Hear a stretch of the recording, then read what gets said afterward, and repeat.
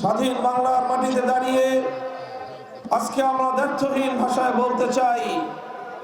বাংলাদেশ এবং বাংলাদেশের মানুষ বহু রক্ত দিয়েছে, অনেক রক্ত,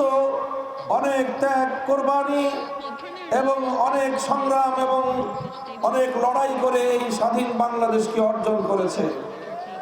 এই বাংলাদেশ কারো কৃপায় অর্জিত হয়নি। এই বাংলাদেশ কোনো চিহ্নিত শ্রেণী বিশেষের সংগ্রামের ফসল নয়, বরং এই বাংলাদেশ এই দেশের মানুষের দীর্ঘ সংগ্রাম এবং তাদের দীর্ঘ আন্দোলনের একটি ফসল। আমরা দেখেছি প্রতিবার যখনই বাংলাদেশের মানুষ মুক্ত হতে চেয়েছে, নিজেদের অধিকার এবং অভিপ্রায়কে বাস্তবায়ন করবার চেষ্টা করেছে,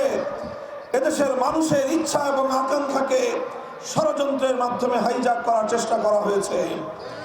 আমরা দেখেছি 1971 সালে যখন এদেশের মানুষ জালিমের বিরুদ্ধে লড়াই করে মজলুমের অধিকার প্রতিষ্ঠার জন্য দেশটাকে স্বাধীন করেছিল, যে দেশের স্বাধীনতার ঘোষণার শুরুতেই আল্লাহর উপর অবিচল আস্থা এবং বিশ্বাস রেখে ইনশাআল্লাহ বলে যে মুক্তিযুদ্ধের সূচনা হয়েছিল, যেই মুক্তিযুদ্ধের কথা ছিল জালিমের বিরুদ্ধে মজলুমের লড়াই, সেই মুক্তিযুদ্ধ শেষ হতে না হতে 71-এর 16ই ডিসেম্বরের পরে 72 সালে এসে ভিন দেশি একটি এজেন্ডা বাস্তবায়নের মাধ্যমে